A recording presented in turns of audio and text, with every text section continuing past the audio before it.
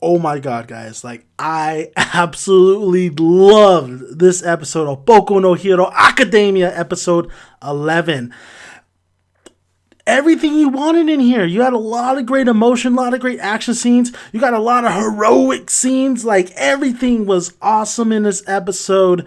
I really, hands down, I think this is my favorite episode. Personally, I think this is my favorite episode. And honestly, I think Aizawa, the frog chick, she's starting to become one of my favorites in this series. I really, really like this character, her abilities, and also, at first I was like, oh shit, she's gonna die in this episode. So basically, what we had was we saw all these villains. Of course, in the last episode, we saw her with Deku and the little short guy. I forgot his name already. The little, I call him little Pillsbury Doughboy kind of guy. We saw them, defeat some of the villains, and we see them. I thought this wasn't going to be really focused on Deku, and it's not. This episode is really, it showcased Deku going to where Aizawa Sensei is, Eraserhead. And Eraserhead, dude, you know what? I'm giving him props. He was balling in this episode. He was kicking ass, because when we find out that he's not really, he's more of a sneak attack kind of fighter or hero, and he doesn't really go to these long, a bunch of opponents, and he doesn't go a long distance kind of fight. He doesn't go 15 rounds. He goes more like 5 rounds, UFC. So when he's fighting, like, the guy with a bunch of hands are like, yeah, dude, I already know you, man. You're gonna get your ass kicked. And he does. Eraserhead does get his ass kicked, but dude, he's a hero to the fullest. I mean, there was a lot of situations in this episode where even my chick, the frog chick, could have died, but Eraserhead was able to really disable the abilities of that big fucking monster looking thing. And I actually like the design a lot of that monster looking thing. I like the design of the main boss, two of the main bosses, that monster looking thing, and then also the guy with all the hands. I like it's weird, but it works. There's a lot of weird things in this anime series, in this overall in the series, but I really do like some of the concepts and stuff. It really showcases all these other fighters, all the other students. I really wanted that to happen in this episode, and it did not disappoint. It delivered a lot. I was laughing my ass off with the guy who is able to run current through his body, and the one chick, the one teammate who was paired with him, like, throws him into a guy, and he electrocutes the guy. And I thought it was pretty funny too. That big boob chick. I always forget. I'm forgetting their names, but I think it's Momo. Momo was able to really to create stuff, like to really, her quirk is creation. I like that. I thought that was interesting as well. I like the amplifier chick as well. But that guy, man, when he uses too much current, and he was going off in this episode, when he uses too much current, he becomes an idiot. I was laughing my ass off when, like, because Momo's like boobs were hanging out, and she, the other chick's like, oh, don't see that, and then he's just like doing Mr. Roboto or something. It was hilarious. This dude, like, turns into an idiot if he used too much electrical current. It makes sense though. It makes sense. We did see a lot of the other heroes use their quirks as well. It seems really cool. Very quick. A lot of the other students, you can't get through all of them. You just get through the main ones, honestly. And of course, you had Lydia. It's not Lydia, it's like Lida. It's Lida. He's really, I really like this character as well, because he knows that he's entrusted with all the his friends, the students, and he has to try to get out of there and go for help. And I like how the camaraderie. I love the camaraderie. Oraka using her abilities, the other members were using their abilities. So, and he was able to get away to get All Might. He's a good guy. He's a good guy. That guy. I like to bravo. I'm gonna get you a beer. So I like that. That was the moment where I felt like it was a lot. It was reminiscent of Air Gear. I had a Air Gear kind of feeling towards that whole scene. There's some Air Gear kind of moments in this series. I mean, it's not only like, reminds you of One Punch Man or even The Incredibles or any superhero stuff you've ever seen, but it kind of has that little Air Gear kind of feeling, especially with a lot of the crazy moments, and like that gets you kind of like builds up and everything. I like it. I really do like it. So there was that, and then you had Kai-chan. Kai-chan was very interesting. Like, he was, you know how he's always like, dad, kill, I'll kill you. Like, he was actually, at one point, he was actually calm. He was actually calm, and he relied on his friends. He's like, don't worry about them. If these guys are like weenies, like, I'm pretty sure our teammates, our friends are able to beat these motherfuckers' ass.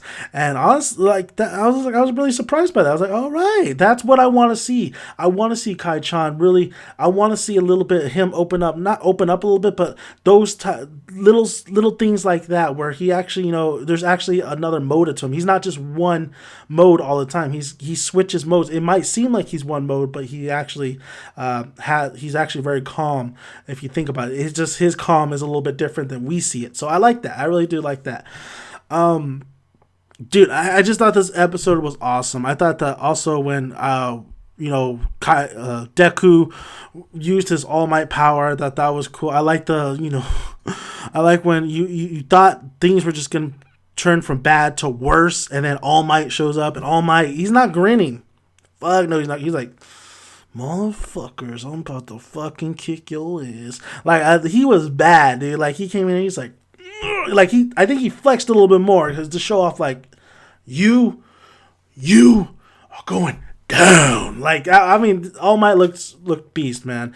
This episode, I can't say enough. I thought it worked beautifully. I thought Eraserhead's moments were great. I thought the kids' moments, the students' moments were great. I thought we did get Deku in here, but he was needed just the amount he was needed. I think we needed to put some shine on his other classmates, and we did, and I like that. Of course, I would like to see a little bit more of the other classmates, but, it's only 30 minutes. It's not even 30 minutes, like a little bit less than that. But overall, I thought this episode's pacing, its flow, the momentum, the music that when it came in, it hit the right beats. Every beat was hit right in this episode. I really can't tell you enough how much I love this episode, and I thought this episode was great. I thought it was fantastic. I thought it was the best episode so far of Boku No Hero Academia. Of course, there's more episodes to come, so I can't wait to see that.